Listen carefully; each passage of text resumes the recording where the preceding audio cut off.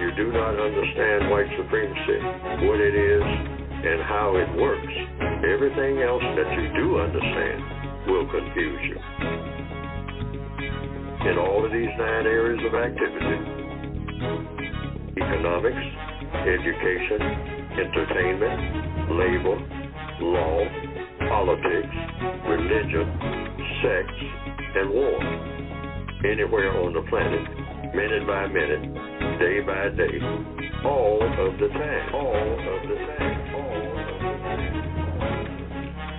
Well, good morning to everyone that has decided to give us a listen this morning here on the Counter Racist Code Show with Mr. Neely Fuller Jr. I am your co-host, Mr. Bobby, and again, thank you for the pleasure of your time, which we do not take lightly at all.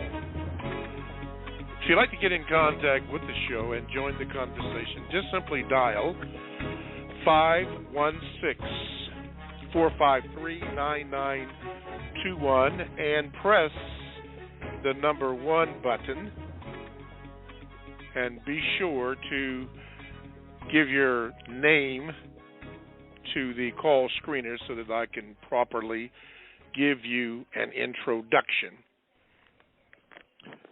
Because when you do that, then a hand comes up on my screen to let me know that you have a question or comment to do that. So do that. We are emphasizing that you call because we want to get more of whatever Mr. Fuller has to say and your questions on the air. So that's going to be the push on that. Now, you can also Gmail me at the numero 7, Mr. Bobby, BOBBY, .com, at gmail.com. Now, if you decide to do that, I need you to understand that your Gmail will be in a stack of many Gmails.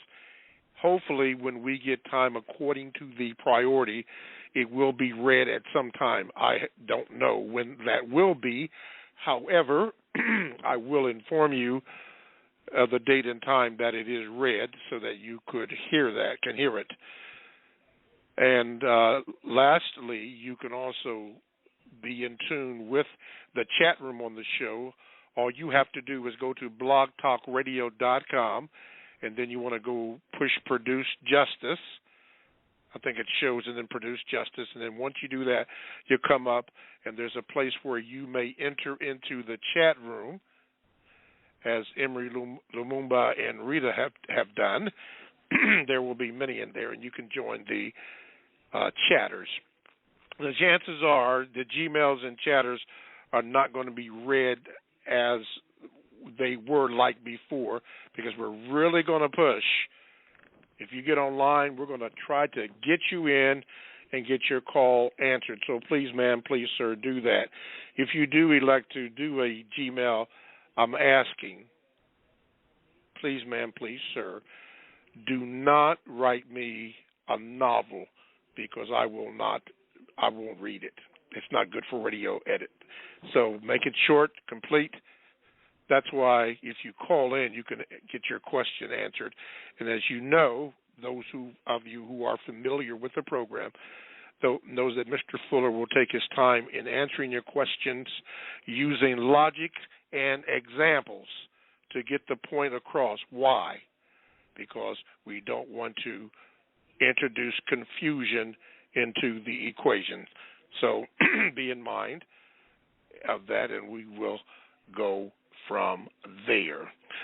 Speaking about going from there, I'd like to make a correction on something that I said last week.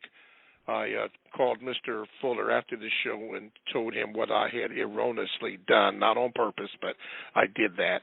And also I told one of the people that's in charge of running this operation what I had done and what I was going to do. And here it is.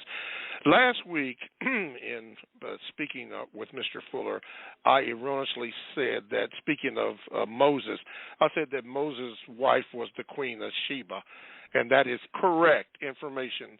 The Queen of Sheba was actually married to Solomon. and Solomon was not King Solomon, and Solomon was not Moses. Moses' wife was Zipporah, I believe her name was Zipporah, and she bare him 2 sons. Now, there are some speculations that Moses was married again, but I find no reference to that he could or could not have been. But the main thing is I made a mistake, and I want to correct it because I don't want to add confusion to that. So Moses was not married to the Queen of Sheba, who was a black woman. He was not married to her. He had his own wife, Zipporah. So got that out of the way. Okay. All right. Now, let me say to some and introduce to others, Mr. Neely Fuller, Jr. Mr. Fuller, good morning, and how are you this morning? Good morning. I'm still learning. All righty. Welcome to the February the 1st edition, 2022. Mr. Fuller, I know you read a lot of papers when you get time, a lot of books that you have to read or want to read if you have the time. I noticed that on some programs you indicate that you look at the Washington Post. I'm pretty sure that may not be the other, all the papers that you read. But was there a story in there about a lady named Celeste Crisp, the USA, Miss USA, that allegedly jumped off a tower in New York City? Did you hear or read that story? No, I haven't. I saw something about a young lady who had been Miss Universe, I think. Yes. And, is that who you're talking about? That's exactly who I'm speaking of. I saw that on television yesterday. Oh, okay. Yeah. What are your thoughts on that, Mr. Fuller? And the reason why I ask you is because I understand the young lady was in her early 30s, if not 30. It seemed that she had an illustrious career, an attorney, and a few other things going on with her that seemed to be on the bright side, looking up. And something when I saw the story, because I didn't see it on the news, I read the story, it just struck me as very odd. I don't know why, but it did. And I remember something that you always pointed out about the usual suspects, and I just had a feeling. That doesn't mean nothing that I had a feeling, because I don't know. But when you saw the story, did you have any thoughts concerning that? Yes, my thoughts were that was a news report, and according to the code, I'm duty bound not to be surprised at anything happening that shouldn't happen in the system of white supremacy, because the system of white supremacy has all kinds of effects on people in all kinds of ways, in ways that shouldn't exist, simply because the system at its core is a system that is designed to ruin people's minds. It does a lot when it comes to giving people incentive and getting things done, and material things deals very well. And but in interaction between people and in having a greater sense of what people are really supposed to be here on the planet for, it's a complete failure in that. In fact, it's opposed to that. So it causes it has all kinds of ramifications. So the broad response to anything happening anywhere on the planet that shouldn't happen is that the white supremacists, with their tremendous and most powerful influence, cause it to happen. If it's something that happens that shouldn't happen, that involves people's behavior, particularly people's behavior with themselves first, and with all of the interactions they have with other people. It's not a healthy environment for people at all, the system of racism. But now when it comes to handling things, there's nothing, no system that's ever surpassed the system of white supremacy in recorded history, as far as I know, in accomplishments when it comes to getting things done, handling things, handling water, handling trees, and even with all the flaws in it, you can get a lot of things done in the system of white supremacy much faster and much better and much more efficiently than you can in any other system ever conceived in the minds of people. But it ruins people in the process. And ultimately, by ruining people, it ruins, people have minds, so it ruins their minds, and then it turns on itself by ruining the things that people aspire to do. This is why it is the greater promoter, ultimately, of insanity ever conceived in the minds of people, the system of white supremacy. It makes people insane, deliberately. First of all, in the pursuit of handling things, which it does, but then it reaches that tipping point in the process, that in the process of handling things, it destroys people's minds deliberately, because it's based on mistreating people based on color, and that has all kinds of ramifications. Now, I took a long way around to answer that question about the young lady, but it was something going on in her mind that shouldn't have been there. Okay. And the system of white supremacy produces that type of result, one way or another, ultimately. Okay. And okay, we'll move on there, and I'll ask you this later. Let's take a phone call, and let's go to Marcus in Long Beach. Get ready, Marcus. Let me see if I can get over here. Okay, I think I got you in. There you go, Marcus from Long Beach. Good morning, sir. Good morning, Mr. Bobby. Good morning, Mr. Fuller. My question for this morning is, in the year 2026, it will be the 250th anniversary of the concept we call America's independence from Europe. And they've been talking about this on the news every now and then, not really all over the place, but from some people. But from a codified perspective, how should we be thinking about this in the near future? What could we expect, given that the suspected white supremacists already ran up on the Capitol in 2021? And so you said something about Europe and America. That's the first thing you said. So what? Yes, it will be the 250th anniversary. The 250th anniversary of the United States independence from Europe will happen in 2026. So the question would be, from a codified perspective, how should we be thinking about this in the near future?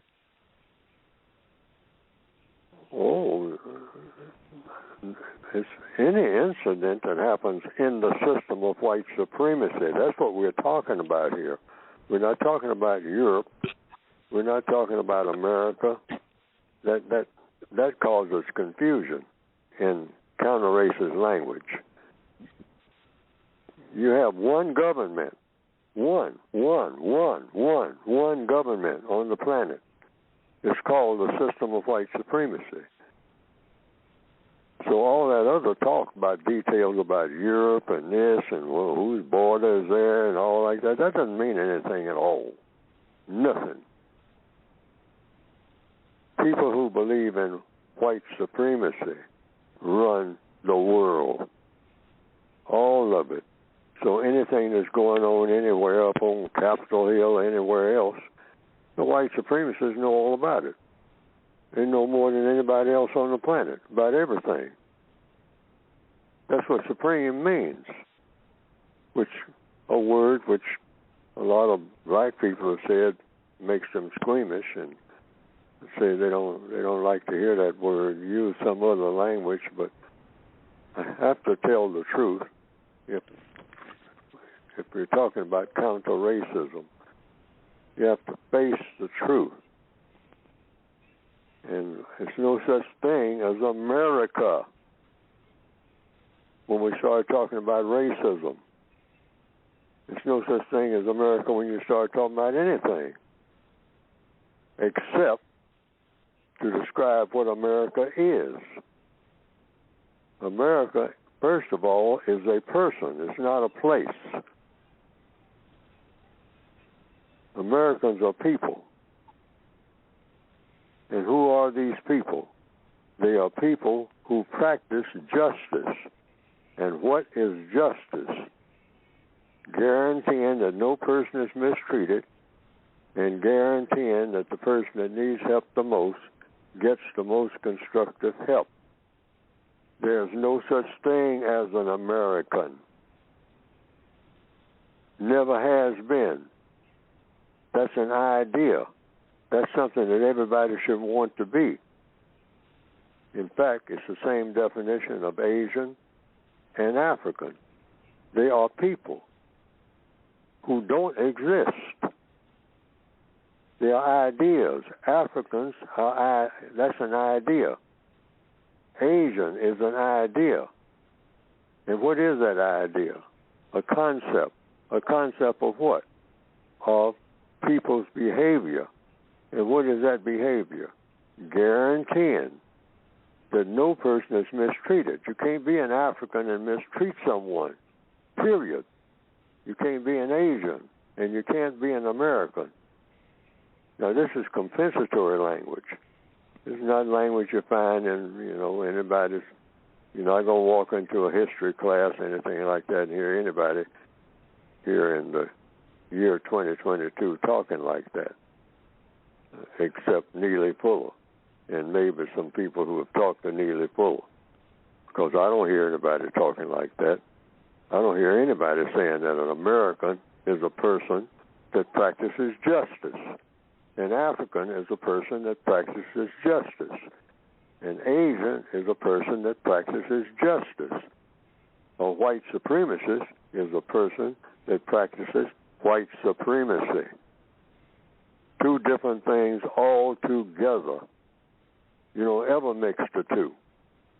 You never, ever mix the word America, African, Asian with the term, the system of white supremacy. They are nowhere in the same sentence, except when you use it within the context that I'm giving it. Nowhere on the same radar screen, ever. Completely alien. And why would you do this? Why just using tricks with words? Is this what you're doing, Fuller? No. This is producing clarity.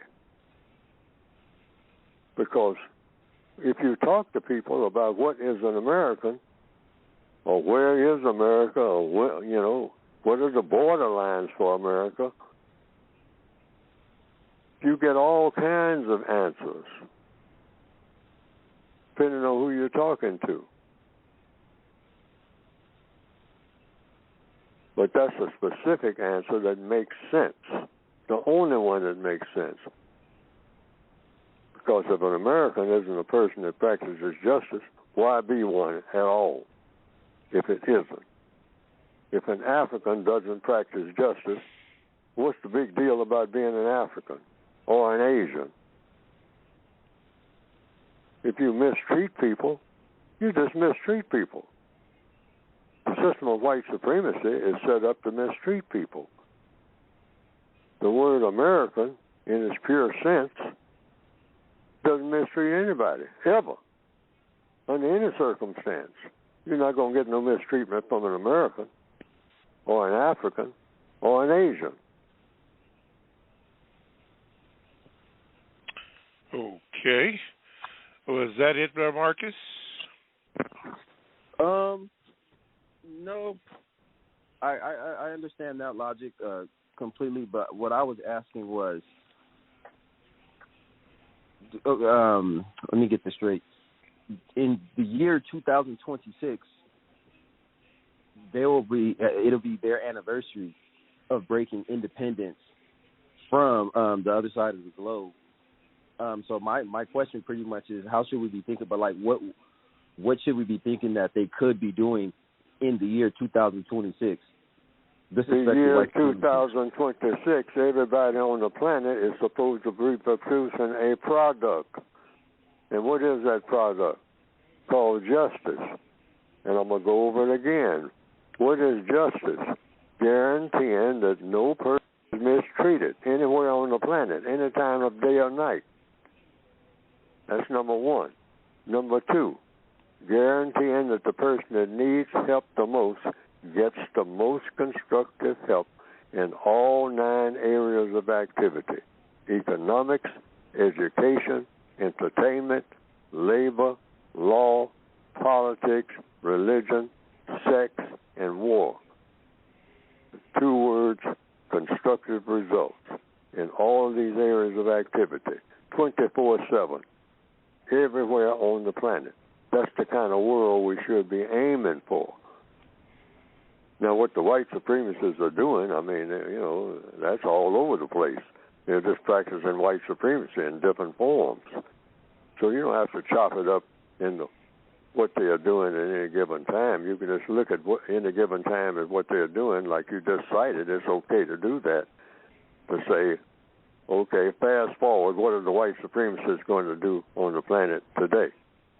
Well, they're going to do the same thing they did when white supremacy began.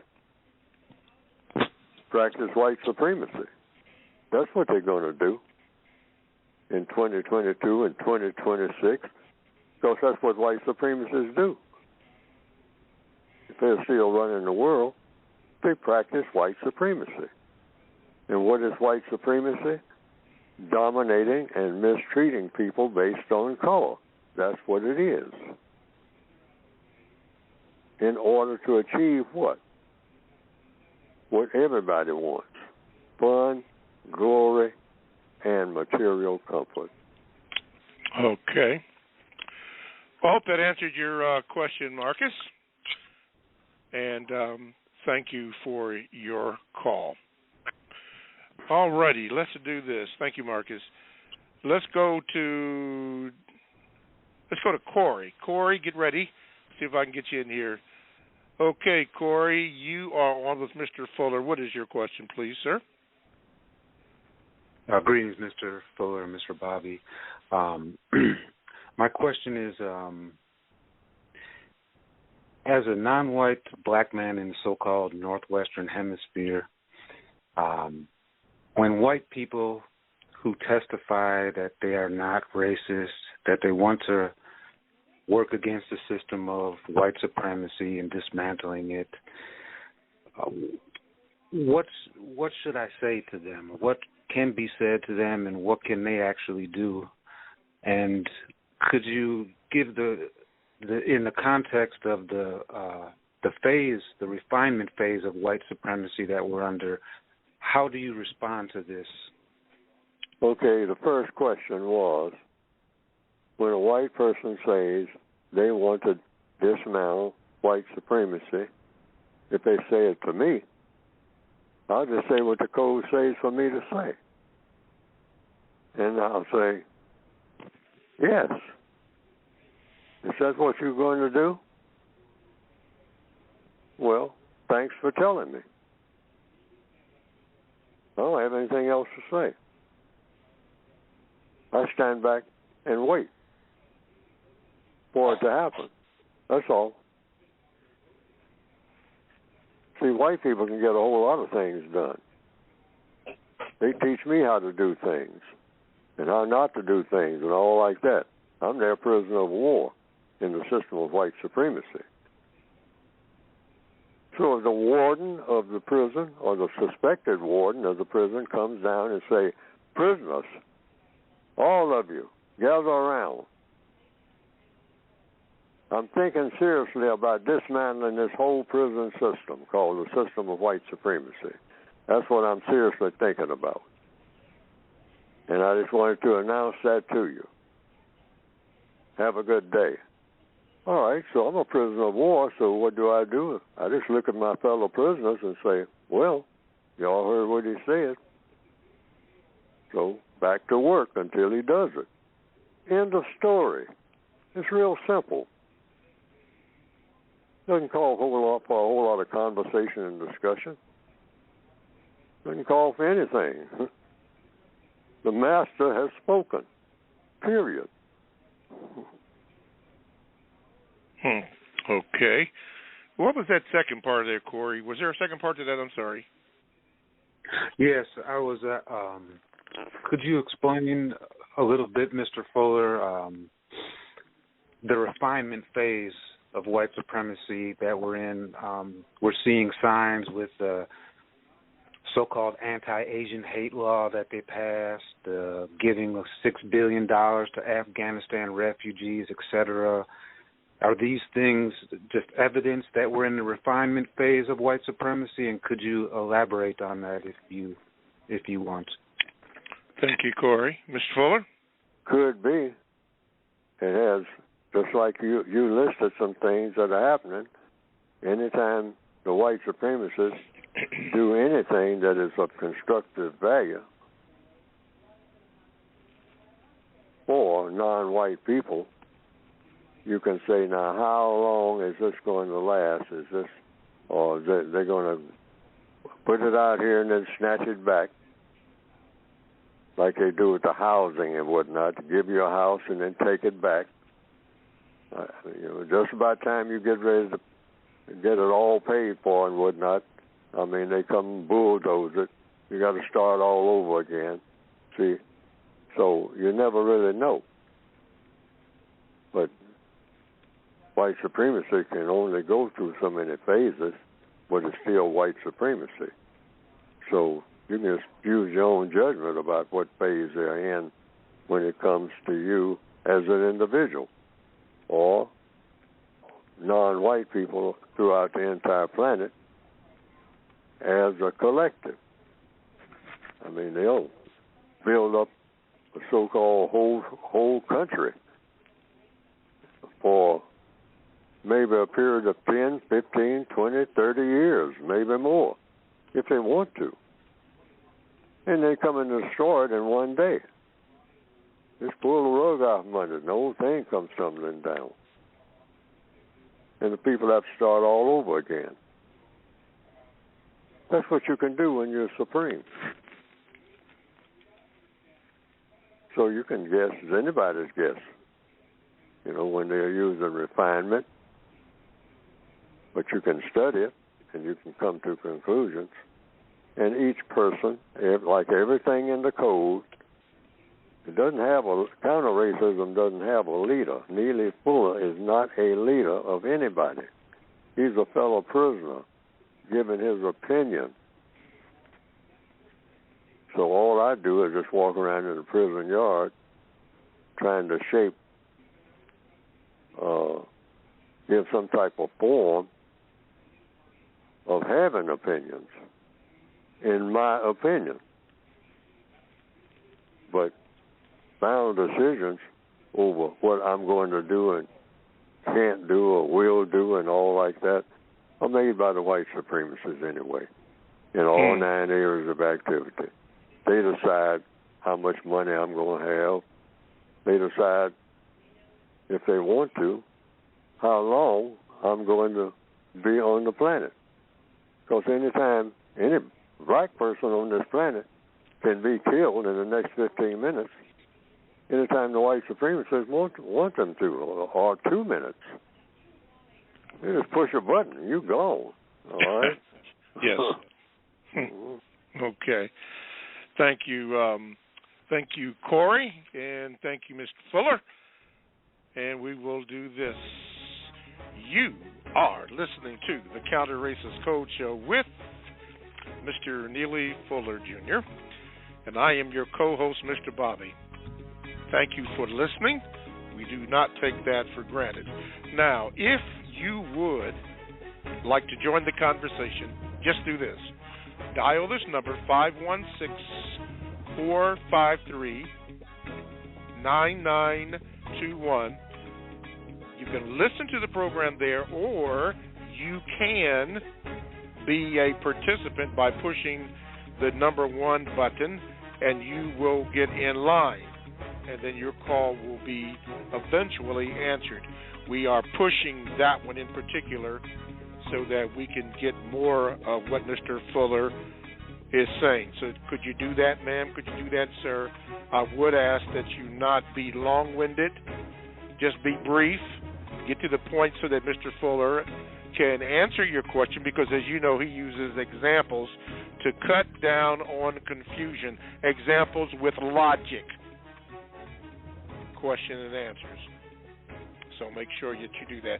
You can also Gmail me at the numero 7, Mr. Bobby, BOBBY, at gmail.com, or you can join the chatters in the chat room by going to the Blog Talk Radio, and then you want to click on where it says Programs in the Produced Justice Show. You hit that bad boy, and then the chat will come up, and then you are able to get into the chat room and get into the conversations that are going there, and even get a review. The last few weeks, Constructive, and they cut your name off, but Constructive Action has been giving us a review, or for those who are new to the program, have given us a review on some of the things that we've been talking about, or past shows, so that you can do that. That is Constructive Action items, yeah. Has given us a review, which I find very, very, very, very helpful. Very, very helpful. So you might want to consider that.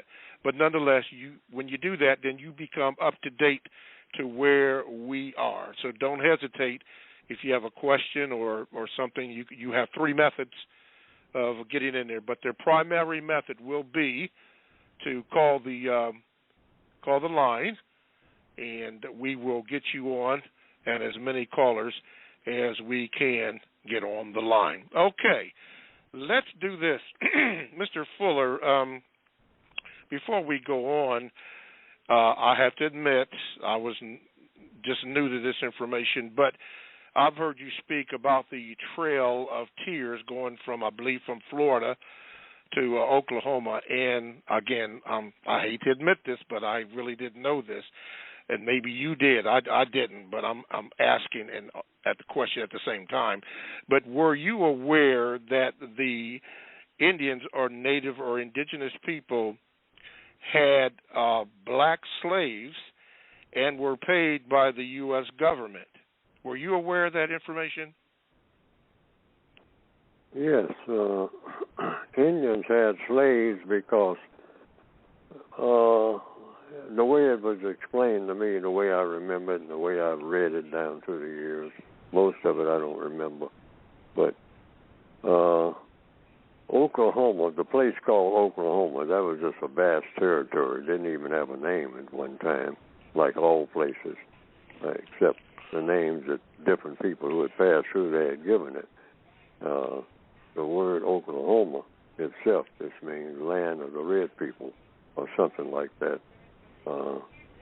But it was nobody, basically it was just a place that people passed through, which is why I understand that when they decided to resettle, relocate, dislocate, what the code book calls it, a whole lot of people who are called Indians from places like Alabama, Florida, Mississippi, just wherever they can round up and catch a bunch of them, mostly Cherokee, Chickasha, Creek,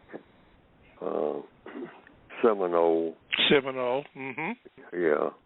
And they said, well, hey, you all own some prime real estate here down in Florida. I mean, so, you're in the way.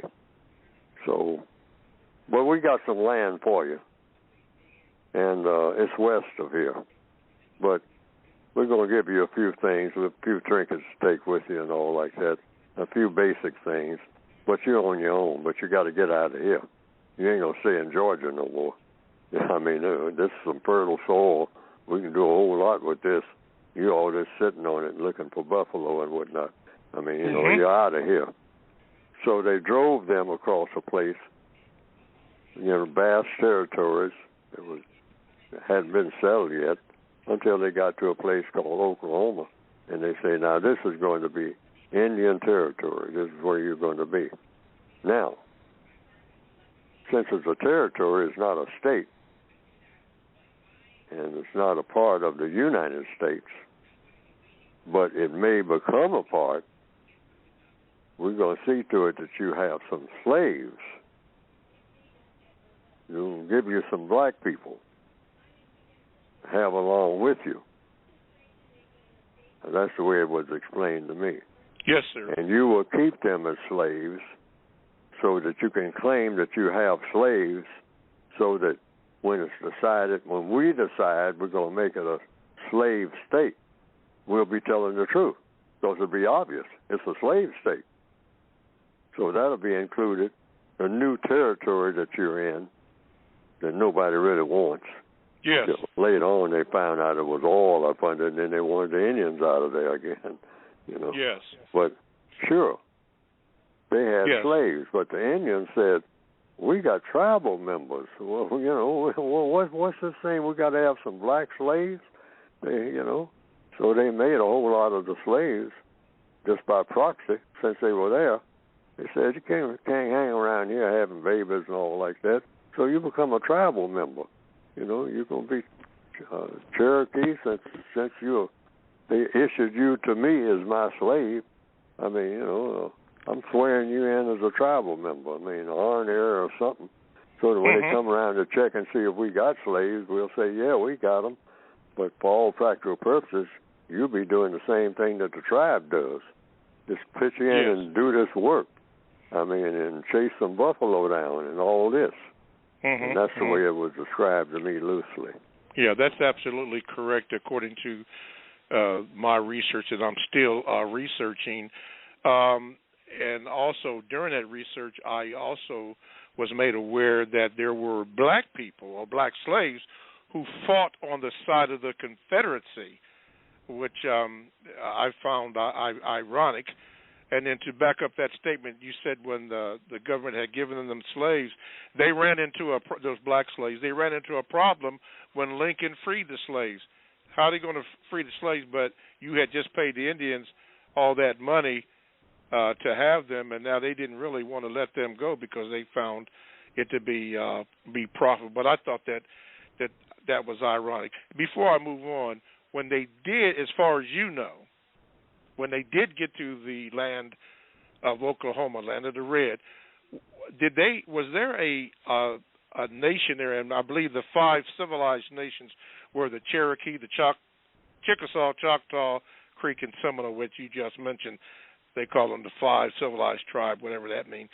Was there a tribe called the Miami tribe or the Miami Nation? Could be. It's supposed to be over 500 nations of Indians. I couldn't even begin to name them all. All right. And so, see, people, when they think of Indians, they think of Sioux and Apache, because, they're always attacking on the movies, wagon trains and whatnot. Yeah. And the average person just thinks of Indian tribes as being maybe about 10 or 12 altogether. Yeah. Crow, Right, Crow, Blackfoot. Right. Okay. Yeah. Comanche. Yeah. Algonquin and all that. Yeah. But actually, they say there are so many tribes. I mean, well over 500 and still counting. Historically. Okay. Because a lot of them merged. Like I understand the Creek Indians got their name. They are actually a branch of the Cherokees. Some people have said, other people have said differently. But they were the Cherokees who lived down by the creek. Yes. That's how they got the name Creek. Right. Yes. Somebody said that Justice Warrior indicated that Neely Fuller is of Creek FBA descent. Is that true, Mr. Fuller? Well, on my grandmother's side, there's a person called Raleigh Scott, and he was a full-blood Creek Indian. Okay. Right. That's on my grandmother's side. Okay. on my mother's side. Okay. All righty. I thank you for that, because when you bring it up, because you were there or knew of something that was connected with it. See, we're getting the truth. We're getting the truth. As you know, we're not reading this in a book or something that somebody has said. That's why your information is so important. And thank you, Justice Warrior, for your contributions to that. Yeah, FBA. Well, I might be making mistakes too, see, because here's what. All of history has been distorted. So you practically got to run down to people who were actually there, and even they don't know everything that they should have known about, and they were right there. But but just because you're on the scene doesn't say you know everything that's going on the scene that you're in. Okay. I mean, you know that from just everyday experience. Everybody knows that. You don't know everything that's going on around you. Yes, sir. At the time that so all history leaves a whole bunch of stuff out. Yes. It's not recorded, period. But a lot of things happen that are never recorded. Millions of things. That's why I say that these lynchings that people talk about, yes, sir, they probably haven't even scratched the surface of 1/10 of the number of lynchings that happen. Okay. Haven't even scratched the surface. Okay. Alrighty. And I found out from 888, that's Rita, in the district, that FBA stands for Foundational Black American. Okay. Descendant of enslaved people. Okay. Thank you very much. That's why I love the chat room, because we have people in there who actually do research and pass this information on. And I'm, as the moniker has said, and as you always say, Mr. Fuller, still learning. Speaking of still learning, get ready, Raymond. Get ready, Raymond, in Georgia, one of the places there that on the Trail of Tears. Raymond, get ready. Here you go. Raymond, you're on with Mr. Fuller. What is your question? Yeah, good morning, Mr. Bobby. Good morning, Mr. Fuller. Good morning, Raymond. I have a VGQ and a question. My VGQ is, last week show, y'all did a great job. Appreciate that. Thank you, sir. And the main part was about the service entrance, so Mr. Fuller finished it and said, get back in that truck. Yeah. So my question today is, I'm in the wholesale work, right? And Mr. Fuller said, if you look for racism or whatever it is, you will see it. So I noticed like the same exact items with all the features, the same thing. But the only color difference is that the black ones, sometimes, most of the times, it's like cheaper than the chrome ones or the other colors. So I'm just saying that's the extension as a wide racism is on the color of black. The black thing is always supposed to be cheaper. Yes, I mean, and black people were readily identifiable. Black people are considered what you call black among the people of colors: black, brown, red, yellow. So the white supremacists said, "Well, we've been looking at a gold mine here. This is black gold. These people, that's what they are. Because all we got to do is enslave them, and they're readily identifiable. We don't have to have serfs anymore among our own people. In fact, we can tell the serfs, you are now going to be royal because you're white. So you're not going to be, bowing down to the queen and all like that, because you're going to be kings and queens. We're going to scatter you all over the world. We're going to send you out on a mission. And you find the darkest skinned people you can find, and you got you a gold mine. Just grab them and have them do your bidding forever. Pass them on for generations. I mean, tell your sons and daughters, these creatures belong to you, to do anything that you want with. And and we got a thing going here like we've never thought of before. We don't have to scrap among ourselves. I mean, we'll still have a little fight every now and then like gangsters do. They have fallen outs about turf and all that. But it would be minor compared to our bigger operation, which is dominating for our pleasure all of these oceans of people who have color in their skin. And we will be the prima donnas. Everybody who is classified as white. Just get yourself classified as white, and you got a gold mine. Instantly. You hit the jackpot. And the jackpot is full of black bodies. Yes. In a kettle. On fire. Ready for you to consume at your will. Interesting. Raymond, thank you so much for your call. All right, and don't be a stranger, sir. Thank you. Yes, sir. Okay, let's see. Let's do this. A comment here from Constructive Action Items says this. Many of the black people here have, quote, American, end of quote, indigenous ancestry. The usual suspects, I like that, use the non-white populations that were already here, and many, quote, Africans, end of quote, were trading with them before the usual suspects came. Now, that is either a true statement or is not. You have to check that out. Thank you so much, Constructive Action Items. And speaking about constructive actions, Mr. Fuller, this program talks about this wonderful, in my opinion, book that you have written. What is the name of that book, Mr. Fuller, the short and the name of it, and any information that you have concerning your book? Please take it, sir. Well, it's a book that I started writing. I didn't start writing it as a book.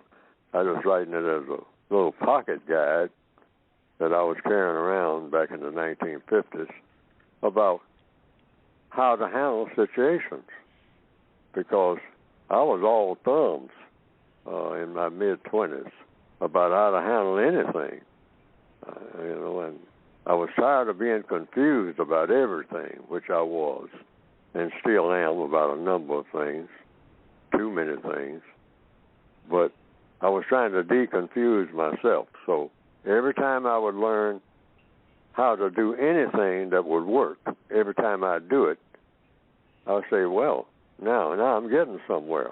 I'm beginning to make sense to myself, how to talk to people, what to say, what not to say, how to use words in a way that didn't get me in trouble, and would always work for me and not against me, how to better interact. And so I started taking notes, and I started observing people and learning from their mistakes, and I would learn from the mistakes that I would make. And when I would do, I would jot it down. That's the importance of writing things down. I discovered that. And then I'd review it, and I'd say, oh, that worked that time, so next time I go in and talk to the captain, I'm going to say the same thing I said at that other base, to that other captain, and I'm going to see if that's going to go pretty well. I was in the military, so I would do that. And when I found out that it worked, I said, oh, this is sort of like a little code, a little private code that I got. I think I'm on to something here. See, so I started just polishing it up, you might say, making it better, improving things, my conversation and all like that, and the way I'd use words and the questions I would ask. I discovered that a whole bunch of things happen in your favor when you stay in the question lane. Stay away from making statements. That might get you in trouble. Okay, so I discovered that. So it became sort of like a little pocket code. I had about 6 pages. They got real raggedy, so I kept recopying them. Then the 6 pages became 12 pages, then 18 pages. Next thing you know, I said, I got to put this in a little notebook, in a little pocket notebook. So I did that. But even that became filled. I got 3 or 4 notebooks now in my pocket. And then it turned out to be in binders. And then I had a whole suitcase full of papers that was a part of the textbook, that what later became the textbook for victims of white supremacy. Because I was discovered that everything I was dealing with was either directly or indirectly associated with some type of racism. Okay? So it became a counter-racist code. How do you do things in dealing with racism? What do you say? What do you not say? How do you say it? What do you do? What do you not do? When you're around a bunch of white guys and they start telling what they call the N-word jokes, what's the best way to react to it? And you're sitting there listening to this, and they become aware of your presence and start apologizing or doubling down and saying, yeah, I'm going to say it again. What do you do? How do you act? What do you say precisely? What words? So that you don't get in trouble, because you're in the military. You get to fighting in there about something, you got to explain why you're fighting, all right? And then you go into a whole bunch of this, that, and other. So that's how it all started back in the 1950s. So by the time I got out of the military, I said, hey, I can use this anywhere. When I go look for a job and everything, use some of it anyway. So it turned out to be a book over a period of years. So that's where I am now in answer to the question about the book. And the name of the book is a textbook workbook for thought, speech, and/or action for victims of white supremacy. And it's addressed to the individual person. The individual person, not the organizations, all right? Because I found out from experience that organizations can be destroyed, but a concept can't. And so I've tried to tell people that all down through the years. It still hadn't taken root. Black people got this herd thing, that we have been taught systematically. You got to bunch up physically and just stand shoulder to shoulder. And somehow all kinds of magic is supposed to happen. But that's been proven. That's not magic happening. That's just a whole bunch of prisoners standing shoulder to shoulder in the prison yards. That's all that is. It might be exciting to look at. Oh, man, look at them. It's all these, they got shoulder to shoulder. They're all together. Yeah, naturally prisoners are all together because that's where the prison master wants them. Yes. But that's not a code for defeating the prison system. You have to do things. And so I figured it out. If each individual does a little bit of this that's codified, and the other individual does a little bit of that that's codified, next thing you know, it's a counter-racist system at work here, and that racist system starts falling apart. Mm-hmm. That's the theory. That's the theory. That's the concept. You can get the book by going to producejustice.com. All righty. Producejustice.com. Let's do this here. By the way, all the chatters, Helen B69, if you're in the chat room, she has asked a question for you in the chat. So I'm interested to see some of your answers. Now, for those of you online, listen to this. Mr. Fuller and I were told this morning, before we got into the show, that Mr. Fuller's interview on the Carl Nelson Show on WOL 1450 AM in the DMV, and I believe it's 95.9 also in the DMV. It's up on our website at producejustice.com. If you missed the interview, and I don't know why you did.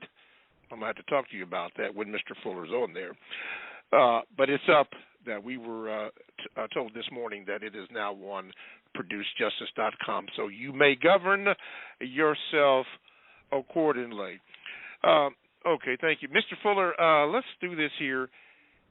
When you were speaking about us being in the prison yard and your role in the prison yard, now you can scold me if you want to. You know, I don't mind that. When you were speaking, it reminded me, and could you identify with the character in there called Red, I believe played by Morgan Freeman? Could you identify with him as you were speaking about your role now in the prison system that we're in now, or you don't identify yourself at all? No, I don't identify myself at all with any particular character. What I do is try to understand every character that was in the movie. All the guards, you know, Dinkins that came down and wanted to talk to Andy Dufresne about getting his kids' education, you know. Dinkins was a white guard at the prison, and he came down and asked the prisoner, said, "You're a person that ran a bank. I mean, you know a lot about the banking system. You know a lot about colleges because you've been to college. You know, I don't have a college education, but I got a son that I'd like to get him a college education. So you might know something about that, even though you're a prisoner and I'm a guard." So the next thing you know, all the prisoners were having Andy Dufresne. I mean, all of the guards was having Andy Dufresne do their taxes for them, because the guards didn't know how to do their own taxes. You know, one was sitting there saying, "Hey, you know, they've been charging. You know, I've been paying for my own equipment that I use here. Back in those days, a lot of them did. They had to pay for their own uniforms and all that." And they said, so Andy Dufresne was very useful. And to have them say, "Hey, that's tax deductible. You can write all that off." And say, "Well, I didn't know that. You know, somebody should have told me that." And so I identify with everybody's role on the planet if I can. What do people do every day? What are people doing in Senegal right now? I mean, somebody who gets up in the morning and goes to the field. How much work do they have to do? I mean, where do they get their water? What kind of food do they eat on a farm in Senegal, on the average farm? What does the average person who does farm work, going back generations? Yeah. When they get ready to eat, what type of food do they eat? And is it nutritious? And is it adequate? Sir. And you just ask questions. Yes, sir. That's all the universe is about, questions and answers. The more questions you ask, the more answers you're likely to get, and the more intelligent you're likely to become. All right. Well, thank you, Mr. Fuller, as we have come to the point where we must conclude the first hour. So let me say thank you for all of those who are on the line listening. Thank you for all of your calls. It was greatly appreciated. If you have to go, hopefully we can reconnect next week. But if you got to go, then go ahead and do your thing. Make that money if you got to make that money. But for those of you who will be staying online, we got another hour to share and to hear what Mr. Fuller has to say. So again, thank you for the pleasure of your time. Mr. Fuller and I, we do thank you. And hopefully we will be even better in the second hour, which is coming up here in a few moments. But again, thanks for listening. You got to go. Bye. See you later. Stay tuned for the second hour of the Counter Racist Code Show that will commence in 14 seconds.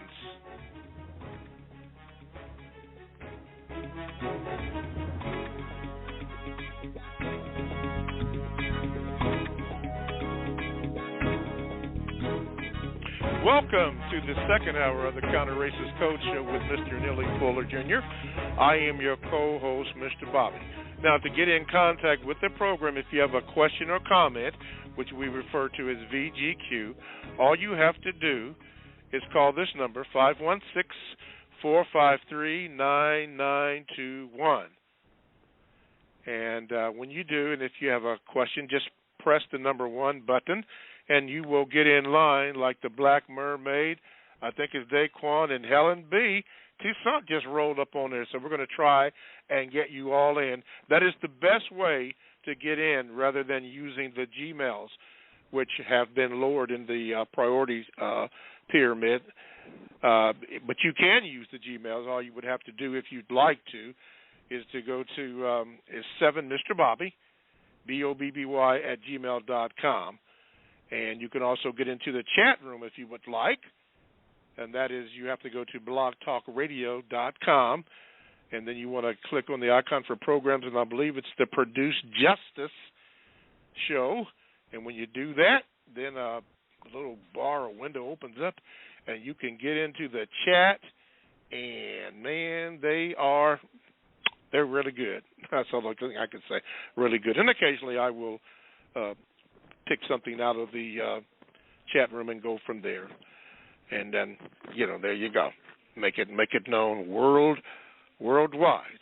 If you missed any of the first hour, make sure you pick it up when they reboot this or do what they do. They do a good job in putting this bad boy together again. Okay, without further ado, we're going to go out to Minneapolis, way out there. Ooh, I mean, way out there. And we got the Black Mermaid. Black Mermaid, get ready. Here we go. Okay, Black Mermaid, you're on with Mr. Fuller. Good morning. Good morning, Mr. Bobby and Mr. Fuller. Good morning. Mr. Fuller, on last week's broadcast, you said the white people who are white supremacists should be the ones who you are talking to, because that's where the problem is. You sit down and say it's understood that we are in the system. Now, what's the best way out of it so that by the end of 2022 we have no more race problems? My question is, why do you believe that the white supremacist is willing to sit down with non-white people to solve the race problem? I hope I didn't say I believe that.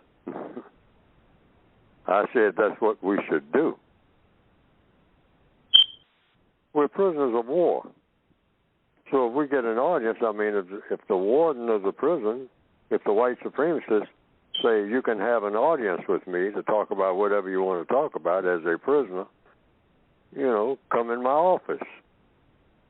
So when I go in, if I'm a prisoner, what I want to talk to the warden of a prison about when I have been incorrectly convicted, and I'm a prisoner of an illegitimate war, a war against me on account I was born with color in my skin. That was the charge. I was criminalized by being that before I was born, because the people that gave birth to me had color in their skin. So now, the warden, the white supremacists of this world, will talk to me about maybe we can have another arrangement. It's not that I have confidence that they will go along with it. It's that I'm not going to refuse to go. Like Andy Dufresne in the movie Shawshank Redemption. That's why I use that movie, as sort of like something that people can see in a couple of hours. I mean, you can learn things from it. The warden says, Andy, I want you to work in my office, and you're going to get benefits from doing so. Well, Andy say, well, yeah, I don't like where I am down there in that woodwork shop. So working in your office, I mean, that's, I used to work in a bank, not a woodwork shop. So I'll do that. So it's the same way. You get an audience with the prison master, with the master of the prison, comes and goes as he or she pleases, the mistress of the prison, and you get an audience as a common prisoner, So you go and talk. And you don't say, they ain't sincere, so I ain't going to talk. No. White people want to talk to me about, hey, Fuller, you're out here doing a whole bunch of stuff that's making trouble. It's not solving the race problem. You got a little book that you want people to read, and it's misguiding people. It's not the way to go about doing things. I'll listen. And so I say, well, you have you decided that you want to do away with the system of racism and have a system of justice? Of course. I'm a white man, and I got the power to do it. I can snap my finger, and it'll be all gone overnight. I know how to do things. You people don't know how to do nothing except what I tell you. So you want to talk to me about it or not? Yes or no? Well, my answer is yes, in answer to the latest question. Not whether or not they want to talk, but when they offer to talk, boy, do I want to talk. Yes, indeed. I'm going to brush past all those black people. You know, and white people want to talk to me about getting rid of racism and replacing it with something better, even if they are 100% insincere, like they are proven to have been so far. Okay? I will talk anytime, as many times, because, hey, we're trying to figure out what to do. They don't have to figure out what to do. They know what to do. Mm-hmm. So I always want to talk to someone who knows what to do. All righty. All right. Thank you very much. Thank you very much. The Black Mermaid was there. Let's go to Daquan, if I pronounce it right. Probably didn't, knowing me, but Daquan, ready? You're on with Mr. Fuller. Now, you're going to have to cut the background noise down because it's, woo. Yeah, please, sir. Okay, Daquan, tell you what. Yeah, okay, there you go. Go. Yeah, you need the background noise is interfering with the broadcast. Okay, now, yeah, go ahead now with your question for Mr. Fuller. You talking to me, sir? Yeah, you're on. Oh man, I didn't even get my name, so I didn't. Wow. Okay. All right, I got a VGQ. First, I don't know. I wanted to ask about how important it is to learn our African ancestry. I really don't think that that's something that's kind of talked upon. But like I said, this is a VGQ. This isn't even a direct question. Then I wanted to ask about capitalism. Like, what's more of a pressing issue, capitalism or racism?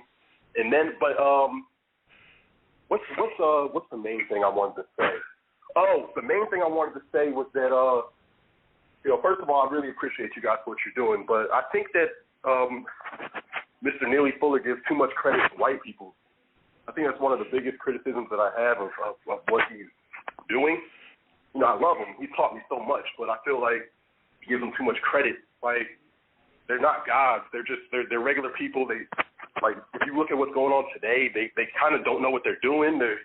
We're kind of in like a weird phase where everybody knows a little bit too much, and that's why there's so much chaos. And I just don't think they're that special. I just think they're a bunch of psychopaths that like violence. Like, if I wanted to be violent, I could enslave people too. You know what I'm saying? Like, I just don't think they're that special. And that's my VGQ. Okay. Thank you for your VGQ, Daquan. Thank you very, very much. All righty. You guys have a All right. Let's go to Helen B. in NYC. Helen B., get ready. I'm getting ready to push the button here if I can do it correctly. Okay. Helen B., New York City. You're on. Go ahead. Greetings, Mr. Bobby. Greetings, Mr. Neely Fuller Jr. Since logic came with the universe, how do you suspect that the Creator will logically respond to deceptive, barbaric force attempting to dominate, mistreat, and or subjugate it? The question is, repeat the question. Okay.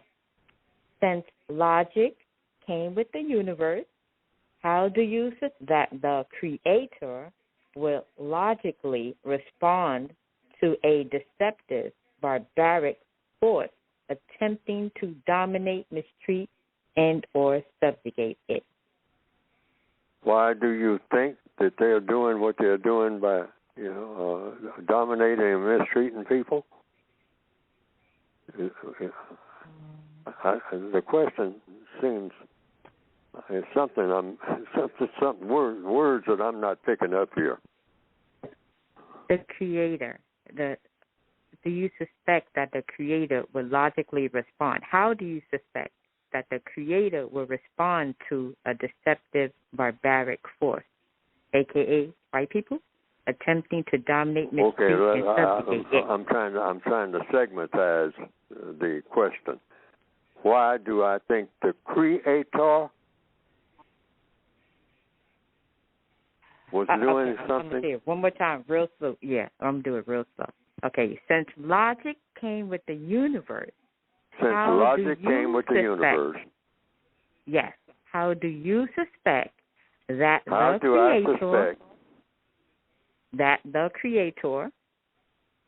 Creator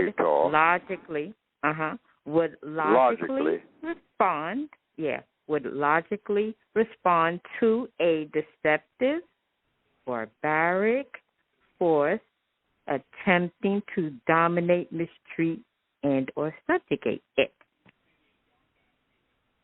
I don't know. I don't know what the Creator had in mind by creating anything. I'm looking around at things that the Creator created, including myself.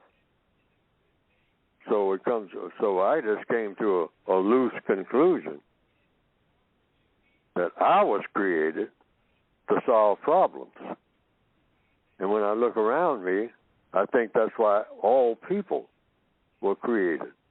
Now, why are the problems existing in the first place? Because the Creator made an environment in which problems exist. So I came to the conclusion that the Creator put people here, some people doing things they shouldn't do, and other people aspiring to do things that they should do, and that the people who see that things that should be done and things that shouldn't be done should know the difference and then act accordingly. By solving the problem of erasing the things that shouldn't be done and embellishing or building up or making stronger the things that should be done. Being opposed to the things that shouldn't be done and being supportive of the things that should be done. And so I'm in that latter category, I think. I think that I am. And I think that that's my assignment. I don't see anything else, any reason for us to be here other than that. We have problems that the Creator put there to be solved, and then start giving us options about how to go about solving them if we want to solve them. So I say my assignment is to solve problems. Why? Because I got problems. The Creator could have put everything here with no problems at all. So that's a question that people can bat around among themselves, but since I don't have the answer to that, I just carry out my assignment. I'm here to solve problems, and the biggest problem is the race problem. There's no problem bigger than that. Doesn't get any bigger than that. Because when I look for a problem bigger than that, I don't find one. Okay, from the chat room, Justice Warrior had this to say. Mr. Fuller, stop. We're not living in fear of this white supremacist cave beast. The truth of the matter is that they are far more fearful of us than we are of them. This is why they lie, steal, cheat, scheme constantly on ways to try and keep us down. Keep us suppressed because they know if we ever unite and get on code, their time will be over. Those are facts. Unfortunately, it's never happened for prolonged periods of time over the past 500 years on this planet, largely because we have internal saboteurs who work at the behest of the white supremacist, Justice Warrior. All righty. Let's go to Toussaint. Boy, New York is working it today. Brooklyn in the house. Let's go to Crown Street. All right, no, we don't want to go there. My aunt used to live there. Okay, Toussaint, go ahead. Bring it up. Bring it Brooklyn style. Good morning. New York is in the house. Yes. Good morning, Mr. Bobby. Good morning, Mr. Fuller. Good morning. So my question today, Mr. Fuller, you normally say that under the system of white supremacy, we are black males, not black men. As of late, I recently came across a song by Bo Diddley. I'm not sure if you're familiar with it, called I Am a Man.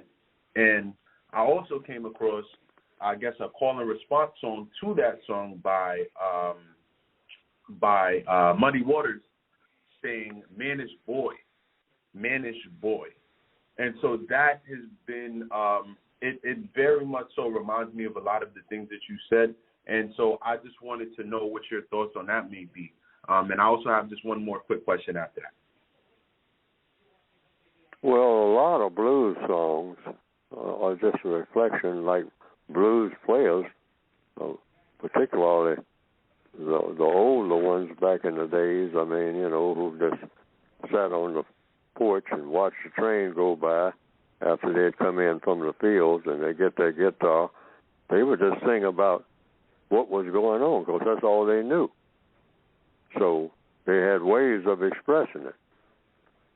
That's why a lot of blues singers, they sing about, like most people who compose music, they sing about their experiences. So that's all that is. That's what I think about it, you know, and so it just comes out. Like, and I refer to some of these things that some of them say, because some of them say something that may lead in the path of what? Problem solving. Because that's what I say we're all here for.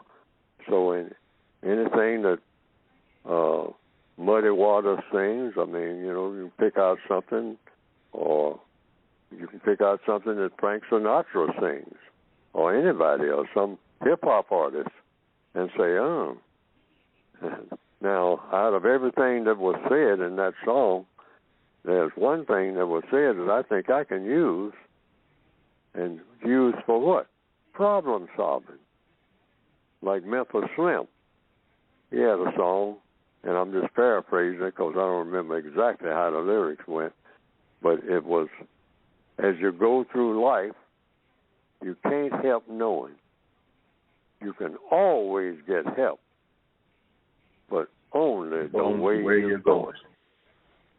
And that stood out in my mind. That came out in the 1950s in some song that he was singing. I don't even know the title of the song or anything. But it rang a bell with me at the time that I heard it. And I thought about that. As you go through life, you can't help knowing. You can always get help, but only the way you're going. And I looked around me and I said, yeah, that makes sense. And that's true.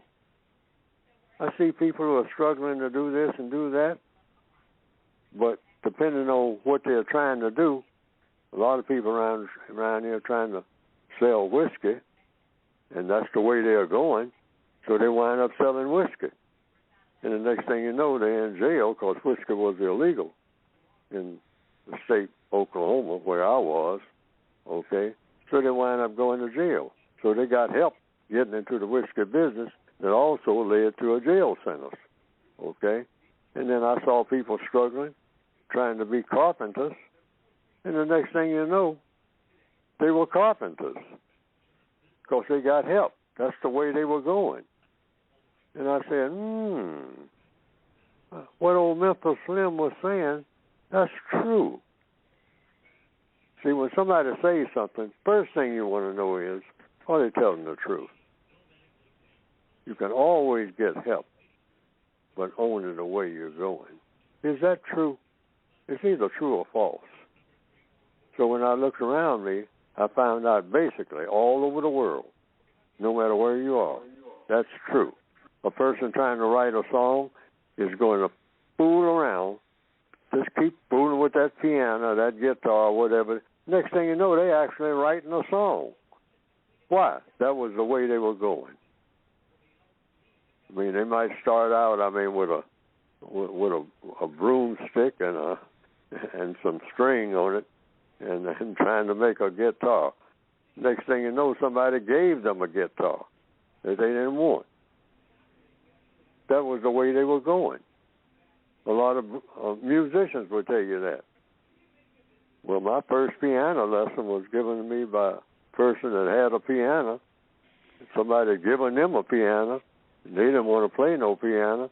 They gave me the piano. Why? You kept talking about you'd like to have a piano.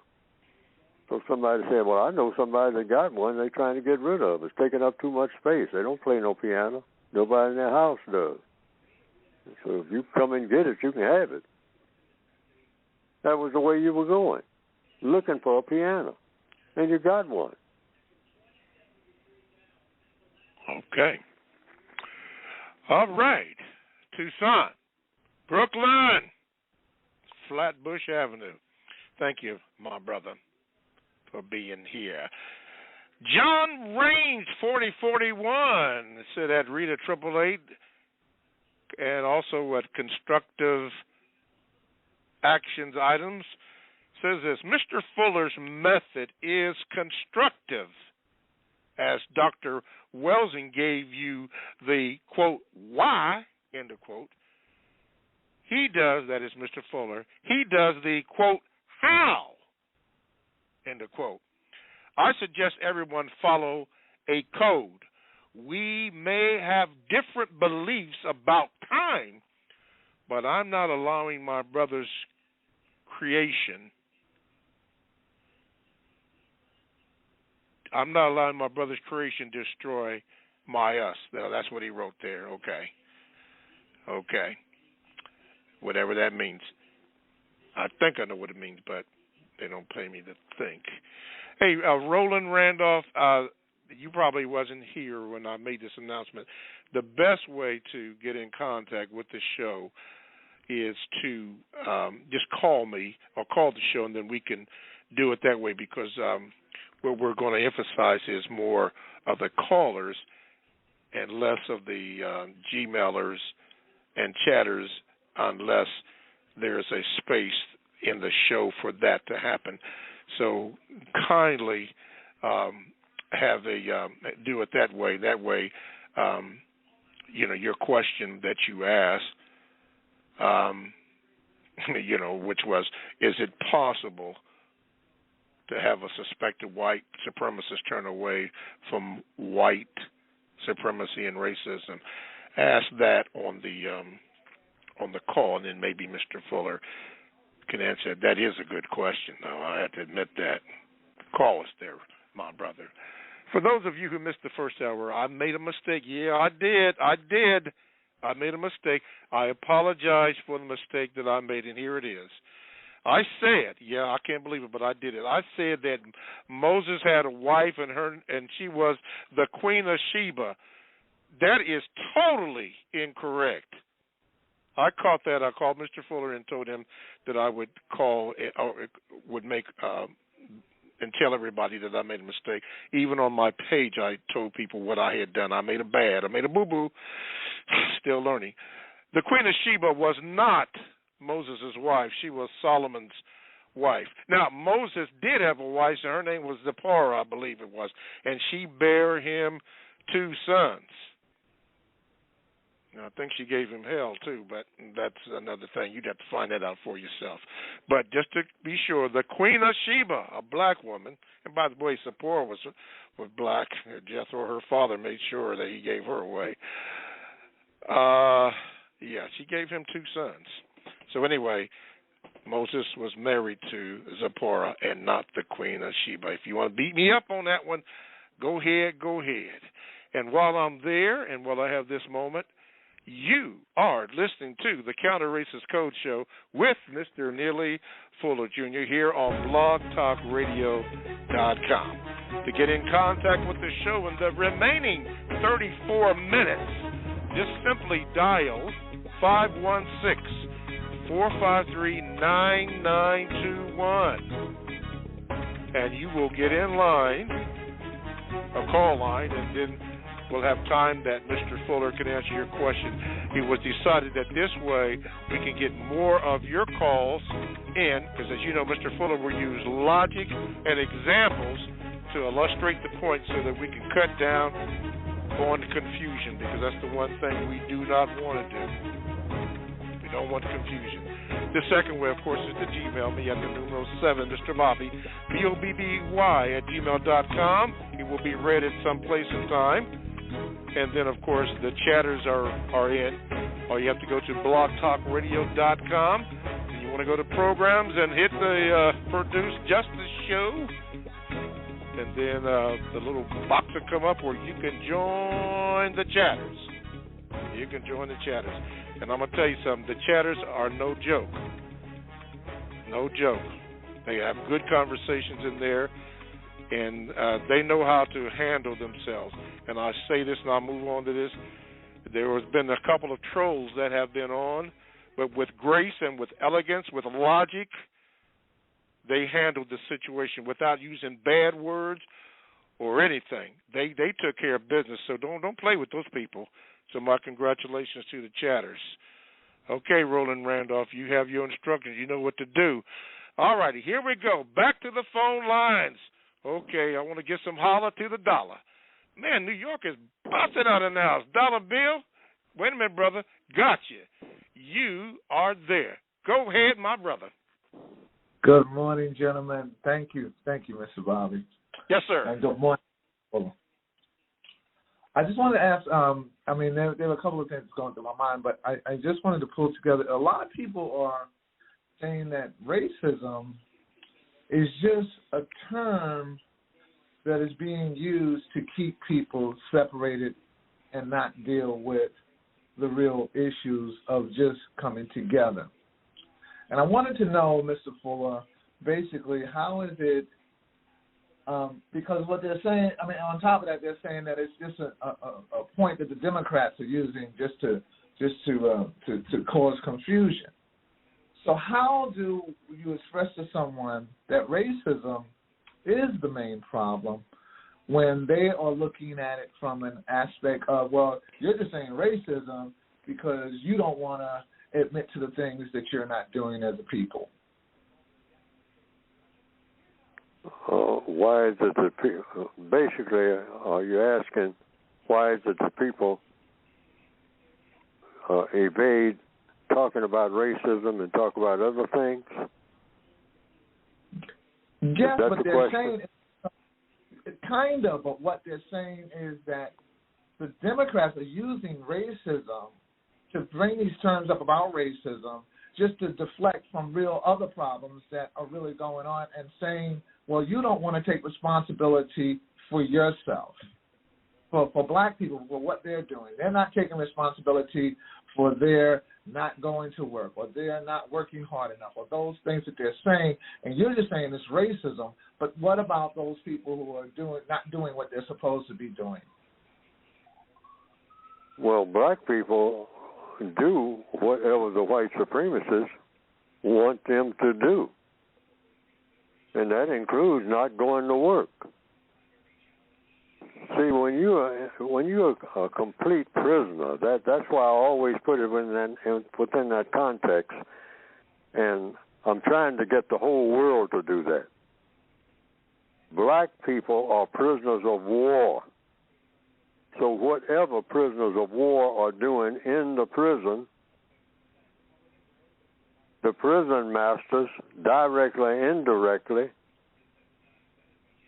are allowing to happen, and or they want to happen, or they don't mind it happening, or whatever, or it wouldn't be happening. Black people don't have any options. There's no such thing as that in the system of white supremacy, except what the white supremacists call options. So if black people are not at work, they are not at work because the white supremacists said, hey, I allow you to not be at work because I know how to make you work. See, so the white supremacists, I think, in answer to the question, anything you see black people doing in the system of white supremacy, they are doing it in the system of white supremacy. We can't emphasize that enough. See, that's why some people say that, well, you emphasize it too much. Talk about something else. I mean, you're giving the white supremacists, you're giving white people with this race thing too much credit. I'm not giving them anything. I'm talking about what they got. Neely Fuller isn't giving them anything. I'm not going around offering nothing. I ain't got nothing to offer. I am looking out of my prison cell at what is already there. Now, I'm either making it up or I'm not. In other words, people who, say that my viewpoint is obscured, it's not correct and all like that. Well, I'm either saying something that's true or false. Are they in a supreme position or not? Yes or no? And if they're not in a supreme position, then black people don't have to ask nobody nothing. Just go and do what you want to do. But don't complain about racism because you're saying racism doesn't matter. Black lives matter, but racism doesn't matter. And there are some black people who will say all kinds of things, but I don't hear any black people saying racism, don't have nothing to do with me. I do what I want to do. And I don't know if I'm answering the question or not, but I'm saying I don't think people realize what the system of white supremacy means. Even though I've been trying to, even people who have picked up on the use of the term, I don't think they realize what that really means. But that word supreme means just that. Telling you what to do about everything. You land up saying, I ain't going to work today. Well, you ain't going to work today because the white supremacists allow you that space to make that option. Right. He asks you to come to work. He can make you go to work. Oh, yeah. The white supremacists can make any black person on this planet go to work right this minute. Against their will. I mean, any kind of work that they want done, too. I mean, you ain't got no choice if they want it that way. Why? Yes, because sir. They are in the supreme position, that's why. Now, either I'm lying or I'm telling the truth. Did that answer your question? Who's big enough and bad enough to stop them? I haven't seen anybody prove that. Absolutely. He stuck with work, but he fully described what I think that needed to be heard. Okay. We're controlled, definitely. Yes, thank you. All right, Dollar Bill. So I just want to add this. Democrats, Republicans, communists, capitalists, you can just forget about all those words. When the white supremacists walk up and said, hey, I'm white and I'm in charge. All right, do you understand that? Yeah. Will you do? I mean, that's the way, when they really want to lay down the iron, and they do every now and then, say, let's just cut to the chase. Forget about Democrats, Republicans, capitalists, communists, socialists. These are just words that people use to entertain themselves. Yes, sir. But I'm a white man, and I'm in charge of all you black people in the system of white supremacy. Now deal with that. I'm a white woman. And when I tell you black people all over the world what to do and what you had better not do, deal with that. And you don't have to think about no Republicans or Democrats or nothing else. You just do what I say do, and everything will work out just fine, which I really don't have to tell you that, because you prove that I do what I want to do, and you do what I say do every day. Every day.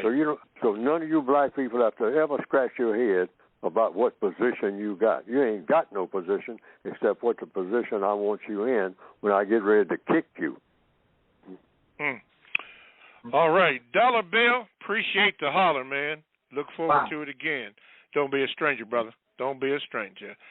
Okay, we're going to do Scott in Inglewood and Quaku. I think I pronounced that brother's name right. All right, here we go. Scott, Inglewood, out in the wood. Okay, let's see here. Did we get you there? Here we go. Scott, you're on with Mr. Fuller. What is your question? Hey, good morning, Mr. Bobby, and good morning, Mr. Fuller. Good morning, sir. Okay, thank you. Hey, just real quick, appreciate it. I have two real quick questions. The first question is, Mr. Fuller, I know that you have emphasized produce justice. Back in 2005, there was a black man by the name of Dr. Kamal Kamban who gave who was in a conference of Hurricane Katrina called "Where Do Black People Go From Here?" One of the things that he said is that white people are trying to kill us, and they don't want to kill us outright, but they want to kill us in many different levels. And he said biologically, psychologically, and so on and so forth. But one thing that he also said is that, you know, we as black people, we're not serious about being serious. And so he had made the comment, and it kind of shook a lot of white America, which was, you know, basically we as black people, we're going to have to put our heads together, and we're going to have to come up with that one ideal. And that one ideal is going to be how we are going to exterminate white people off of the face of this earth. Now, I know for some people that may sound a little bit extreme, but based off of what he said in the research that I've done, I have come to the conclusion, not that I'm acting on it or that I'm going to go out and do anything crazy, but that is something that we as black people, we are going to have to look at, because we do have to understand that they are the problem that is on the face of this earth. So my question to you, Mr. Fuller, is how would you feel if somebody said that this would be the only way to produce justice is by exterminating white people? And real quick, the second question is... Wait a minute. Let Mr. Fuller answer the first question first, please. Mr. The Fuller. question is what? Condense the first question there, Scott. As Dr. Kamal Kamban said, we as black people, we're going to have to come up with, we're going to have to put our heads together, and we're going to have to come up with that one ideal, which is how we are going to exterminate white people off of the face of this earth, because they are the problem on the face of this earth. And that was some doctor's recommendation that you exterminate the white people? Yes, sir. Back in exterminate the white people, and what do I have to say about that? Yes, sir. Now, is this doctor non-white? Because I got to go according to the code. You're talking about extermination now, so that's serious. So is this person that said that, is that a non-white person? Yes, sir. He's actually a doctor who taught at okay. NC State. Is he a non-white person? Yes, sir. Okay, that's the answer. The answer is yes. Well, the code says that comes strictly under BGQ. That is his opinion.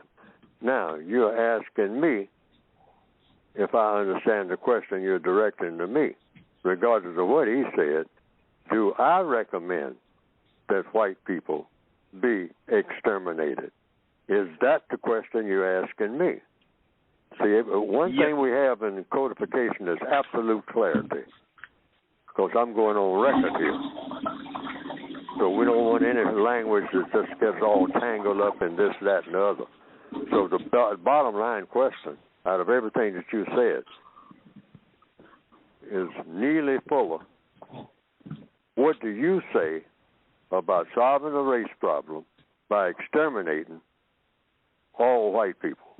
Is that the question?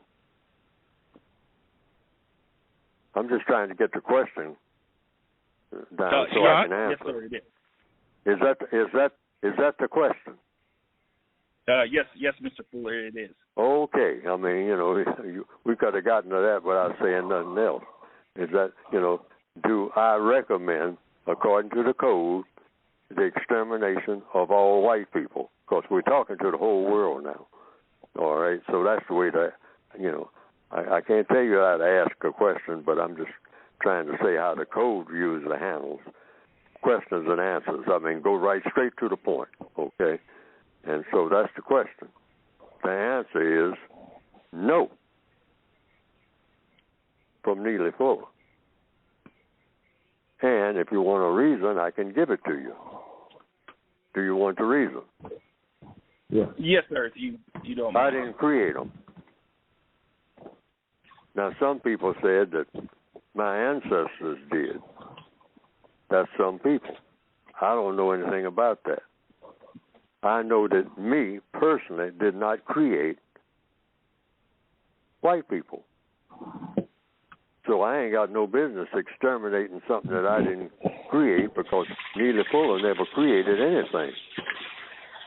So I don't have a license to get rid of anything in the universe. There's not some noise in the background. Excuse me, there's some noise in the background that's really interfering with this. Whoever that is, please stop that. Go ahead, Mr. Fuller. Yes. See, the code says that a person should not destroy anything,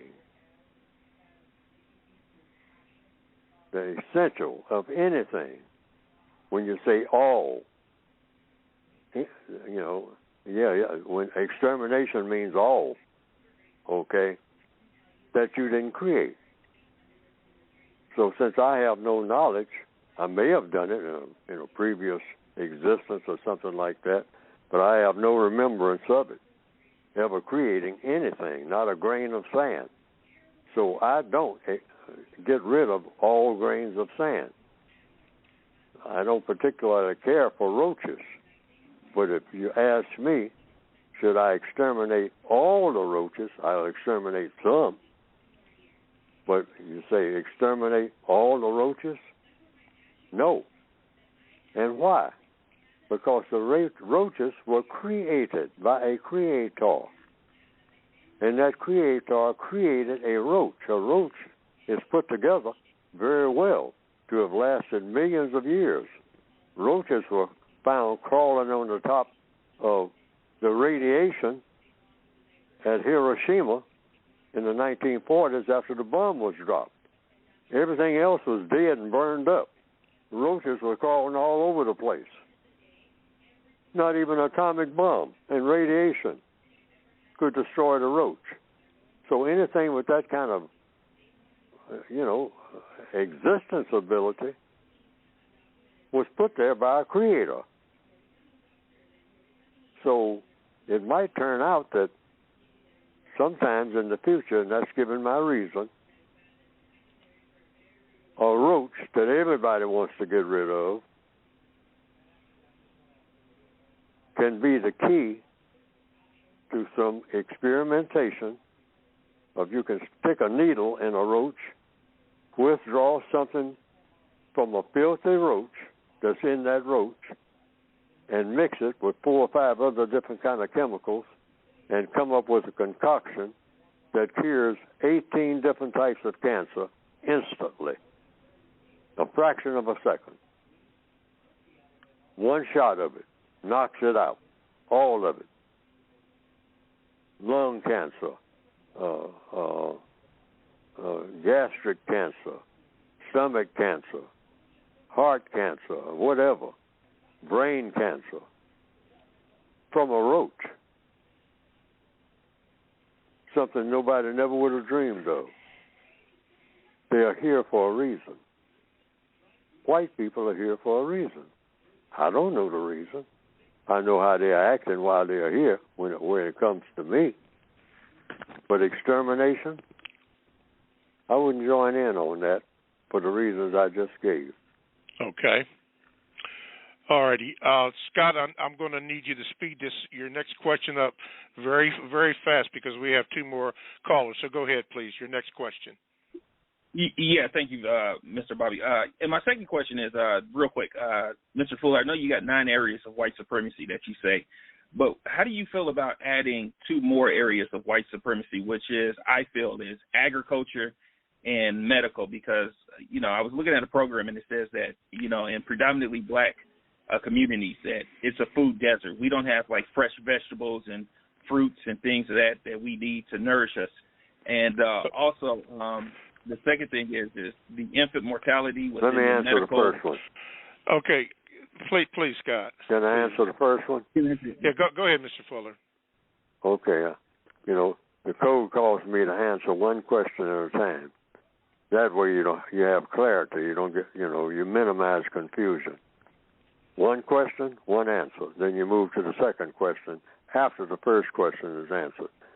So why not have 2 more categories? Because I encapsulated or included health. And what was the other one? Wait a minute. What was the other one there? Agriculture, health and agriculture. Agriculture, yeah. Okay. All right, that's included under economics. What is economics? The use of time and energy. Now, what is health? Health is having the correct using your time, all right, because you're given time, to use your health, which is energy. You have time and energy, and your health is energy. So you maintain your health, and that's under economics. Economics is the use of time and energy. Health is time and energy. You get more time if you're healthy, and you get more energy if you're healthy. And that's whether you're talking about people or trees. Trees have time. Trees have energy. I mean, you say, well, a tree is just sitting there. It's just standing there. There's things going on in that tree. Otherwise, a tree couldn't grow. That's a healthy tree. That's what people who are in agriculture would say. Now, this is a healthy tree. Then they'll find a tree that's dying. They'll say, this tree is not healthy. So I just included it in answer to the question. I included health, agriculture, and a whole bunch of other things in the 9 areas of activity. Because all of these areas of activity are interactive. These are just words. All of them. What happens in sex is connected with what happens in religion. What happens in religion is connected with what happens in politics. What happens in politics is connected with what happens in economics. They're all interrelated, but they're just words that are segmentized. Now, I could have had maybe 30 or 40 or 60, or using a little imagination, 100 categories, but I said 9 is enough. Okay. All right, Scott, don't be a stranger, and please remember, ask one question at a time here. Okay, look, we only have, thank you. We only have about 10 minutes, so we're going to try to get them in here. Okay, let's go quickly to Kwaku. Kwaku, thanks for holding. Wait a minute. Let me get it over here. All right, Kwaku, you're in very quickly for Mr. Fuller. Good morning, Mr. Bobby. Good morning, Mr. Fuller. Yes, sir. For some context, a suspected racist made a book about how the healthcare system mistreats non-white people. I had a chance to question the racist suspect in a room full of confused non-white people. When I asked my question, afterwards I felt like I wasted it. So my question is, what question could I have asked him to reveal truth? Okay, Ms. Fuller? What question can you ask white people? Yes, if I had one question, an opportunity to question what I suspect is a powerful white person, what is one question I could have asked him to reveal truth? You could ask them, what should you do while you're here on this planet?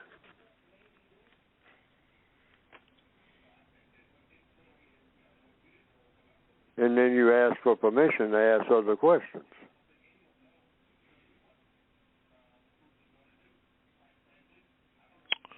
Okay. First of all, you could probably, I would say, if you're going to ask one question to start with, you would ask for permission to ask a number of questions.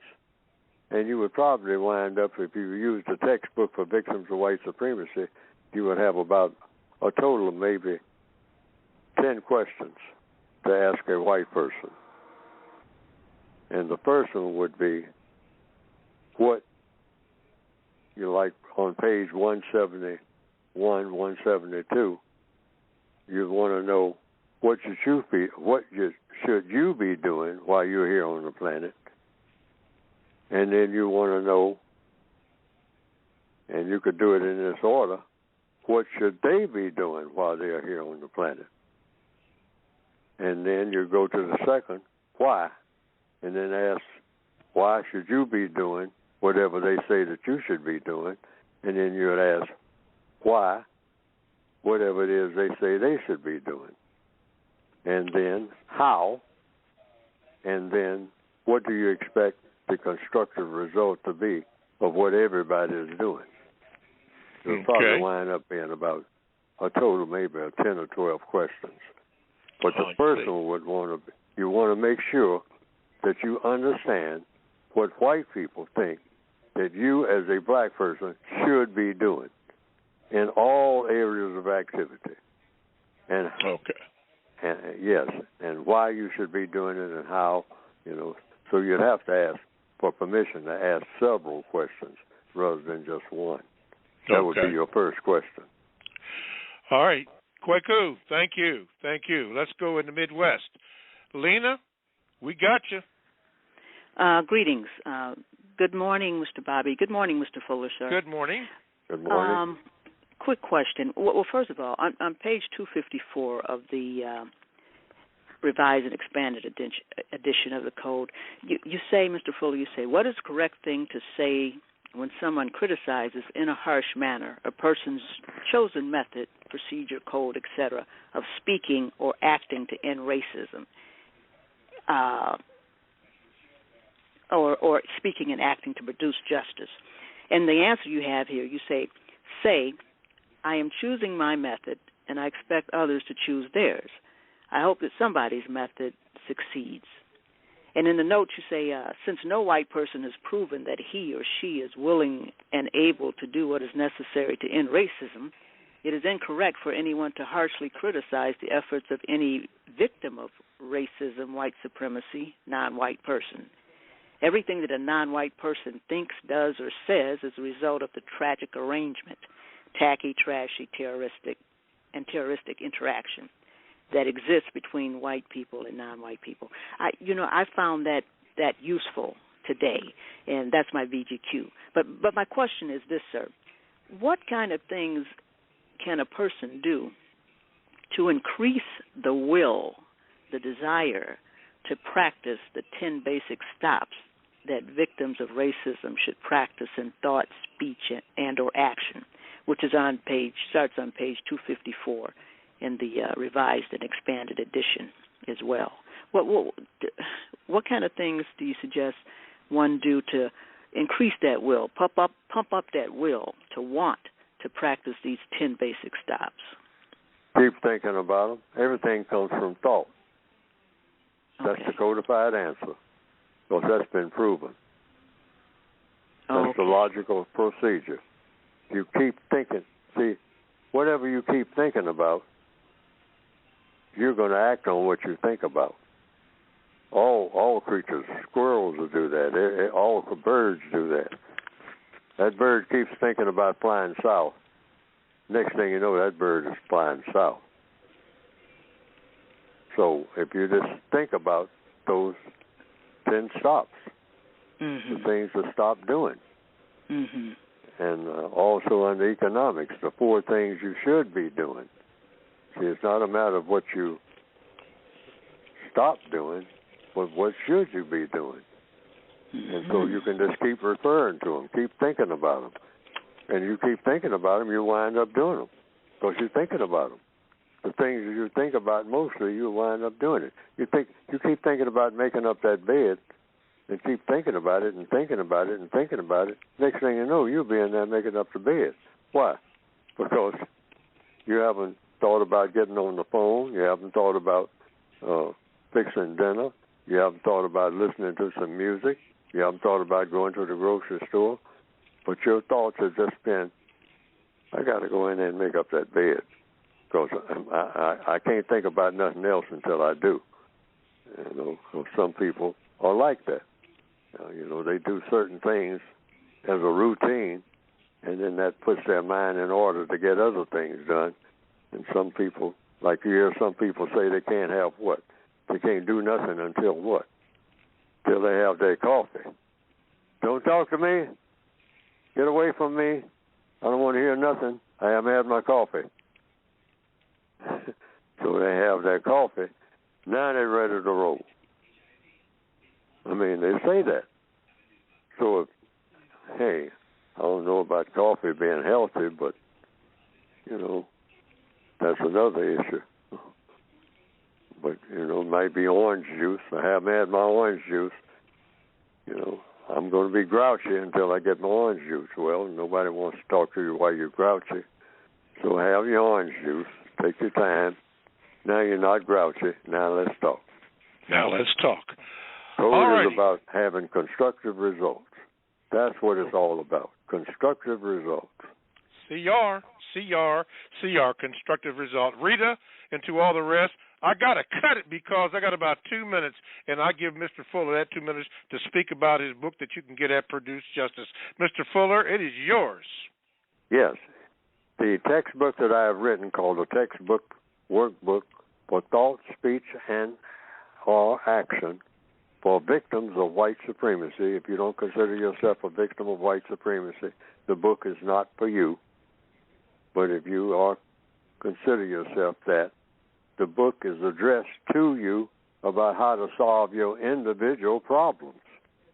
Because the theory is if every individual black person, non-white person on the planet has come up with a formula for solving his or her individual problem, it mathematically means all problems are solved for all of the people of color on the planet that they had before they had a code for solving the problem. So that's what the code is supposed to do, help you solve your problems, and you'll be helping everybody else solve their problems. Because when you solve your problem, that has a tendency to spread. Anybody who solves problems. So it's a problem-solving book, and I recommend it because that's what it's supposed to do. It helps me to solve problems, and I wrote it. I referred to it myself, and that's why I refer to it, because it works. Some things don't work, you know, that I tried, and it didn't go in the book either. Why? Because it didn't work. It didn't work.